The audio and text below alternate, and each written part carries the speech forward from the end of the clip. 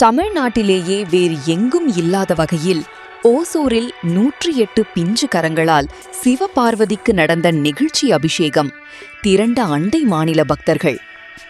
கிருஷ்ணகிரி மாவட்டம் ஓசூரில் 1 வயது முதல் 7 வயது வரையிலான 108 குழந்தைகள் தங்களது பிஞ்சு கரங்களால் சிவபெருமானுக்கும் அம்மனுக்கும் நேரடியாக அபிஷேகம் செய்து வழிபட்ட நெகிழ்ச்சியான நிகழ்வு நடைபெற்றுள்ளது. தமிழகத்தில் வேறு எங்கும் இல்லாத இந்த அரிய வழிபாட்டை காண அண்டை மாநிலங்களில் இருந்தும் நூற்றுக்கணக்கான பக்தர்கள் திரண்டனர். ஓசூர் மாநகராட்சிக்கு உட்பட்ட பாரதிதாசன் நகர் பகுதியில் பிரசித்தி பெற்ற ஸ்ரீ கல்யாண காமாட்சி அம்மன் ஆலயம் அமைந்துள்ளது. வேண்டுவோருக்கு வேண்டும் வரங்களை அள்ளித்தரும் இந்த ஆலயத்தின் 17வது ஆண்டு வருஷாபிஷேக பெருவிழா ஆனி மாதமான இன்று பக்தி பரவசத்துடன் வெகு விமரிசையாக நடைபெற்றது.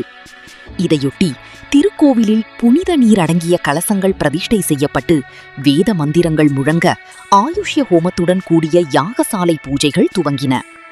இந்த விழாவின் மிக முக்கிய அம்சமாக 1 வயது பூர்த்தியடைந்த குழந்தைகள் முதல் 7 வயது வரையிலான ஆண் மற்றும் பெண் குழந்தைகள் இந்த யாகசாலை பூஜையில் பங்கேற்றனர்.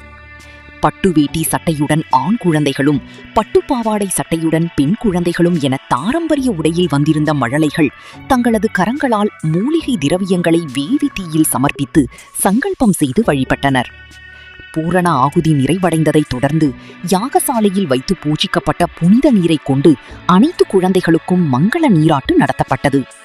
பின்னர் புத்தாடை அணிவிக்கப்பட்ட அந்த பிஞ்சு குழந்தைகள் சாட்சாத் அம்பிகையின் வடிவமாகவே பாவிக்கப்பட்டு அவர்களுக்கு சிறப்பு வழிபாடுகள் செய்யப்பட்டன. இதனைத் தொடர்ந்து யாகசாலை புனித கலசங்களை பக்தர்கள் தங்களது தலைகளில் சுமந்தவாறு மங்கள வாத்தியங்கள் முழங்க குடையுடன் திருக்கோவிலை வலம் வந்தனர்.